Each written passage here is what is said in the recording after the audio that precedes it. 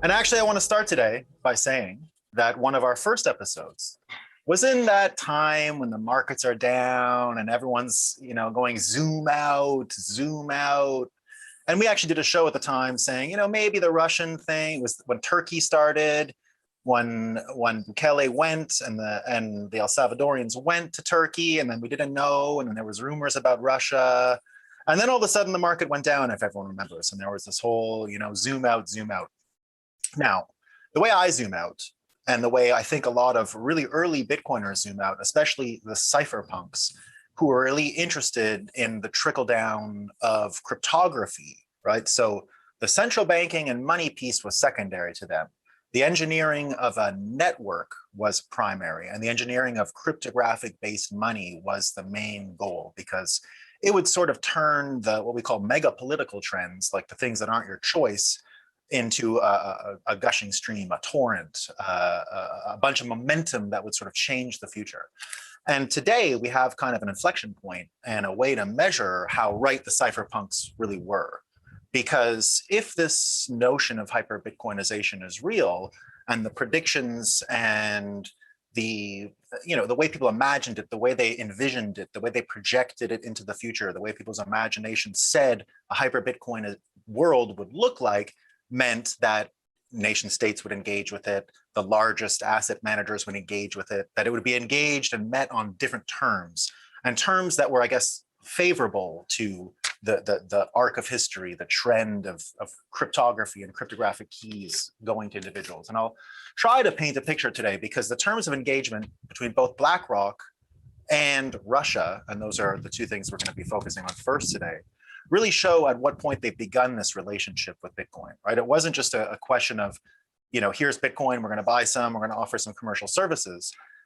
There's a whole history here, and the moment at which they meet Bitcoin tells a lot about the larger narrative that a lot of the cypherpunks predicted. So on this show, it's about relationships with money. So it is about the point at which Russia and BlackRock are starting this relationship, right? So what we saw yesterday with Russia saying they're going to legalize it, they're going to, put different rules around it, also came with another headline. And this one is from CNBC.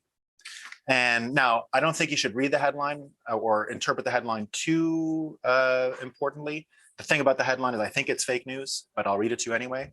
So this is a CNBC headline from yesterday. Bitcoin pouring into Ukraine as Russia masses troops on the border. Right? And they do like a 3-point hit about the story. They say Elliptic helped them. Thanks, Elliptic, for your graph analysis. So they helped them determine this was happening.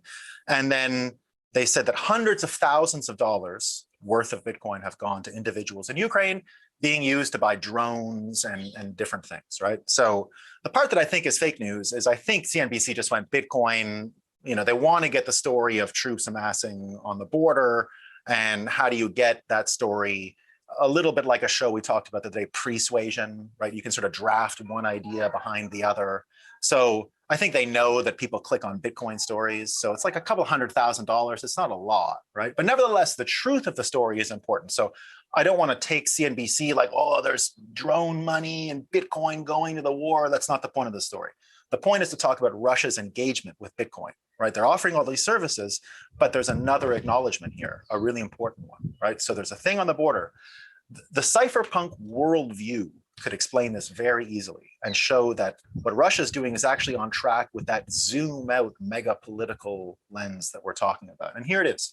So cryptography, right? Cryptography goes back thousands of years. Originally only used for military purposes, right? It was about telling secrets and engaging in war and the Byzantine generals problem we hear about. These were all war tools. At the end of World War II, the original computers, right, were computing numbers in order to run cryptographic algorithms and schemes, and that's what they were for, right? The imitation game, and Turing himself was a cryptanalyst, right? He was breaking the Nazi Enigma code. After World War II, they made cryptography illegal in the sense that it was counted as a munition, like a bomb. There was no university course on cryptography in the 1950s and 60s and 70s. You didn't just go to undergrad and we're like, well, what's a hash, right? And like that didn't happen. Like that stuff was bombs. That was missiles. You didn't just go learn about it. There wasn't even a textbook. So What happened was they realized the power, everyone in the world realized the power of cryptography after the Second World War. And they went, whoa, whoa, whoa, whoa, whoa, whoa. Slow down. This is a missile. We're not just exporting this technology. And it was in an export. America was not allowed to export the technology abroad. So in 1979, something amazing happened. Almost all innovation happened inside of the national security complex within the spy agencies. If you did research on cryptography, they just bought you. They just said, stop, publish with us, as in don't publish, right? Tell us what you found out, and we're gonna figure out what to do. So in 1979, two guys figured out something called public key cryptography, right? They split the keys. They knew computers were coming. They knew the internet was coming. They knew personal computers were coming and the internet was coming, and that people needed a way to tell secrets over this network. And it was actually a massive innovation to split the key into public and private keys the way we all understand with Bitcoin. What ended up happening from there, so this era of only used in war, right? Cryptography only used for war goes from 48 to 79. From 1980, we start this personal computer era. And now cryptography is actually a thing you trade your personal information for, like your dog's name and your mother's maiden name, because you're too dumb to run it yourself. So companies will run it for you, right? That was sort of the compromise that was agreed upon. Maybe it made sense for the time, right? It worked fine for a little while. You trust these agents, they run the public key infrastructure schemes, they say, right? The public key infrastructure schemes, so certificate authorities, and here's my password. And it's that little lock that goes on your web browser bar, right? That's basically public key cryptography entering into the equation so that you can have some form of encryption. Now, of course, Bitcoin changes that. Bitcoin is the keys themselves, right? So they created a cryptographic system where the actual keys are the money. That was the big innovation that Satoshi, well, many innovations, but one of the greatest ones is just to flatten it and make the actual key the currency so that it's a bearer asset, and just possession of the key implies most of the ownership qualities we want to see in property, right? So a very simple format. The arc of history here is the trickle down of cryptography to the individual. Now, the thesis was, for the early cryptographers, that if you build a system like this, and if you empower individuals with the full power of cryptography, you're actually going to twist the whole axis, and that negotiating power, leverage, everything will be oriented towards the individual. Even state-sponsored violence, even the negotiating power of the state with the individual, all these things would subtly tilt at once.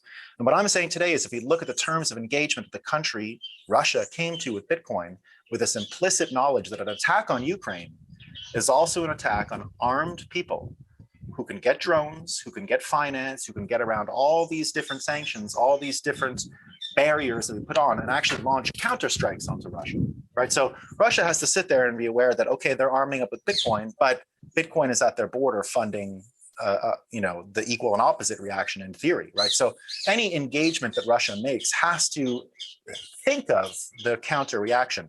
The counter reaction on the doorstep does have Bitcoin involved. And even on their own end, their embracing of Bitcoin really is about sanctions. It's about their position in the energy matrix. So they meet Bitcoin with full knowledge that a lot of this is already tilted towards individuals, and that their ability to meet it in just terms of warfare isn't really there, but they have the same advantages that an individual would have in getting around sanctions that a state might put on them, in this case, the United States against Russia. So Russia meets Bitcoin on a lot of terms that already imply that this trickle down is happening, that power is moving from military to individuals, and that the ability of them to leverage a counterstrike on Russia, for example, is now enabled because of Bitcoin. Now, the next story, BlackRock, right? So BlackRock, $10 trillion under management. They said they're going to be, trading Bitcoin now. They're going to be, having a trade desk. They're going to be offering services. All big news. They also doubted what the Federal Reserve just mentioned before I got on, that interest rates will go up so much. So they're already saying, well, we don't really have a lot of faith in the Federal Reserve and their predictions. We see it a little differently, and we're going to stick to our guns. But the most important thing that happened yesterday, so they said they're doing Bitcoin, but they also, or the CEO also released his CEO letter, Larry Fink. every year he writes a letter to the CEOs of all the companies they've invested in. So those $10 trillion of assets under management are all placed in various companies around the world. And that gives them a certain avenue to talk to CEOs and all that. So Larry Fink has been using this letter for years now to message what BlackRock is thinking. And in the same way that people pore over what the Federal Reserve chairman says, they sort of pore over this guy's letter. And it made big news years ago. He's all in on ESG. Apparently the woke politics, he had mentioned a few times in his letter that the woke politics were something he was interested in. Well, the new letter is a complete about face on most of those points. He turned everything upside down. And he said two really important things. So the first thing he said is that unicorns are going to take over, that we're going to see more and more unicorns. We only had a few unicorns 10 years ago, and now there's more and more unicorns. And he made a real prediction to the CEOs that energy unicorns are going to be one of the biggest. So energy unicorns were going to be something he was looking at.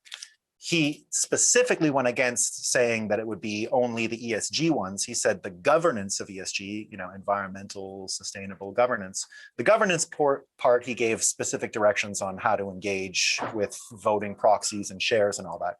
But for the rest of it, he said, look, we're going to be investing in small companies that make a difference. On this show, we like to talk about how Bitcoin is really going to power that small energy producing market and be the leader because of small modular nuclear energy.